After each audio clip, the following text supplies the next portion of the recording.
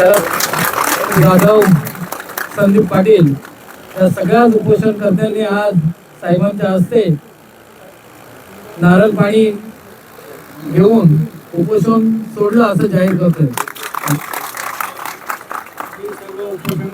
त्याचबरोबर बालविवाह धरणग्रस्त प्रकल्पग्रस्तांनी सर्वांचे हार्दिक हार्दिक असं अभिनंदन आणि साहेबांच्या वतीनं राष्ट्रवादी काँग्रेस पार्टीच्या वतीनं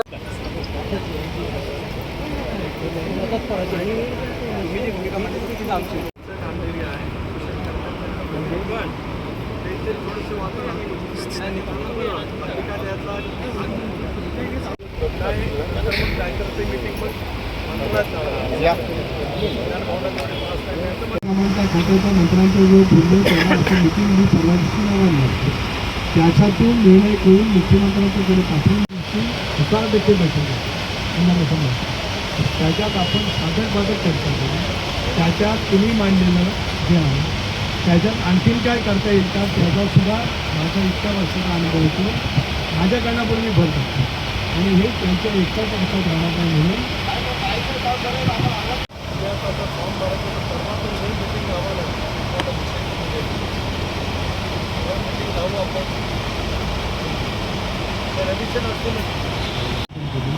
ते सगळे गोष्टी आपले बोला आपले सांगितलं तुम्हाला बोला आणि त्याच्यामध्ये चर्चा केली म्हणजे त्याच्यात त्याची अंमलबजावणी करायला घ्यावी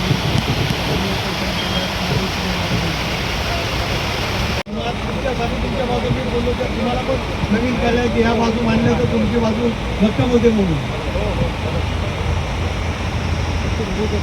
त्या लोकांचं भूसंपादनाची रक्कम बरोबर की ना समजा 9 गावं आणि काय आदिवासी वाड्या यांचं जर का तुम्ही 2025 बैठकीमध्ये त्यांनी सांगितलं त्याच्यात तुम्ही 31 डिसेंबरपर्यंत सपाटीकरण करणार होता म्हणून सबसिक्वेंटली त्यांनी जे काही मुद्दे मांडलेले आहेत त्या मुद्द्याच्या आधारे त्या ठिकाणी चर्चा करायची।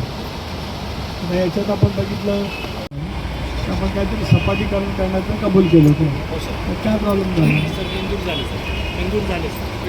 तुम्ही एक तारीख दिली होती का त्यांनी असं म्हटलं त्याच्यात 31 डिसेंबर। दुसरा महत्वाचा अपमान कोणता झाला साहेब, या ठिकाणी जी मागणी आम्ही घेतलेली आहे ती आदर आमचा 7/12 कोरा करा ही आम्ही मागणी त्या ठिकाणी जाहीर करू। म्हणजेच काय जिल्हा अधिकारी साहेबांच्या दालनामध्ये आमची पसंत आणि या बैठकीमध्ये कलेक्टरांच्या दालनामध्ये एक आश्वासन देण्यात आलं की आपण म्हटलं होतं आधी पुनर्वसन मग धरण, परंतु आज 9 महसुली गावं 6 ग्रामपंचायती आणि 13 आदिवासी वाड्या या उपोषणामध्ये उपोषणकर्त्यांशी संवाद साधणार आहेत। मी सर्वांना विनंती करेन, प्रकल्पग्रस्तांना सुद्धा विनंती करेन, कोणी जागच्या जागून हलायचं नाहीये, त्यामुळे सर्वांना माझी आपल्या रायगडचे खासदार तटकरे साहेब इथे आलेत आणि त्यांनी जे आश्वासन दिलेलं आहे त्या आश्वासनाचं मान राखून आज आम्ही हे उपोषण मागे घेतलेलं आहे। कारण गेल्या 16 वर्षापासून येथील सर्व प्रकल्पग्रस्तांच्या ज्या मागण्या प्रलंबित होत्या त्या मागण्या कशा सोडवता येतील त्या दृष्टिकोनातून मंत्रालयाच्या दालनामध्ये मदत पुनर्वसन मंत्री मकरंद आबा पाटील यांच्या अध्यक्षतेखाली त्यांनी बैठक घेऊन तुमचे प्रश्न सोडवले जातील, त्याच पद्धतीने ज्या काही उणिवा राहतील आणि जे प्रश्न माननीय मुख्यमंत्री यांच्या स्तरावर असतील ते प्रश्नसुद्धा त्यांना विचारून आणि सिडकोला सोबत घेऊन ते प्रश्न तुमचे सोडवले जातील असं आश्वासन माननीय खासदार सुनील तटकरे साहेब यांनी आम्हाला दिलेलं आहे। लेखी स्वरूपात हे आम्हाला आश्वासन त्यांनी दिलेलं आहे। रेंगाळलेले प्रश्न यामुळे होळीसारखा पारंपरिक उत्सव असताना सुद्धा 5 शेतकरी बंधू त्या ठिकाणी उपोषणाला बसलेले होते। काही सहकाऱ्यांनी माझी काल भेट घेतली, आज मी या ठिकाणी आलो, यांचा प्रश्न पूर्णपणाने समजून घेतला। माननीय उच्च न्यायालयाने दिलेले निकाल त्या संदर्भामध्ये शासनाची भूमिका, प्रकल्पग्रस्तांच्या मागणी, 13चा पुनर्वसन कायदा, त्यांना द्यायचा मोबदला, या साऱ्या बाबतीमध्ये त्यांच्याजवळ चर्चा केली।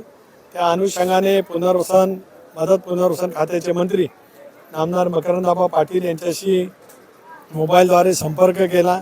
त्यांना विनंती केली की 6 तारखेला या संदर्भामध्ये एक विस्तृत बैठक पुनर्वसन विभागाचे अधिकारी, महसूल आयुक्त, MDचे, सिडकोचे MD, त्यांचे अधिकारी, जिल्हाधिकारी आणि पुनर्वसन अधिकारी प्रांत या सर्वांसह प्रकल्पग्रस्त आणि उपोषणग्रस्त शेतकऱ्यांची बैठक त्या ठिकाणी लावावी. लोकप्रतिनिधींसुद्धा स्थानिक त्या ठिकाणी बोलवावं आणि एकदा या प्रश्नाचा निकाल लावण्याच्या संदर्भात राज्य सरकारने सकारात्मक भूमिका घ्यावी अशी विनंती त्यांना मी केली. त्यांनी मला आश्वस्त केले की 6 तारखेला मी मीटिंग लावतो.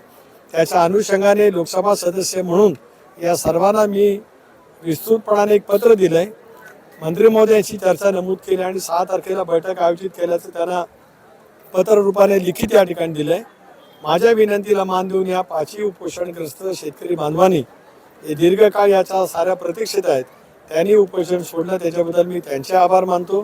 फार मोठ्या प्रमाणावरती गेले 6 दिवस होळीचा पारंपरिक सण असताना सुद्धा प्रचंड प्रमाणावरती शेतकरी बांधव, भगिनी, तरुण युवा वर्ग हे सुद्धा या ठिकाणी उपस्थित राहून या प्रकल्पग्रस्तांच्या उपोषणाला त्यांनी पाठबळ त्या ठिकाणी दाखवलं.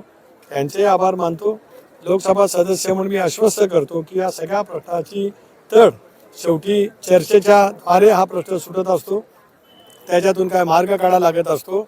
हा जलसिंचन प्रकल्प नाही तर सिडकोनी MMR रिजनमध्ये पिण्याच्या पाण्याच्या समस्या सोडवण्यासाठी सिडकोच्या फंडातून उभा करण्याचा हा प्रकल्प आहे.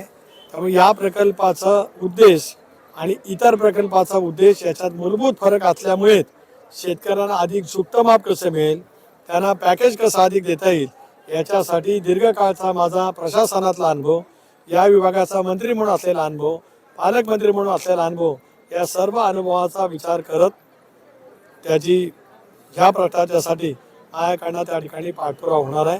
मी पुन्हा एकदा आपल्यामार्फत या सगळ्या उपोषणग्रस्त शेतकऱ्यांचा आणि त्यांना पाठिंबा देणाऱ्या शेतकऱ्यांचा आभार मानतो.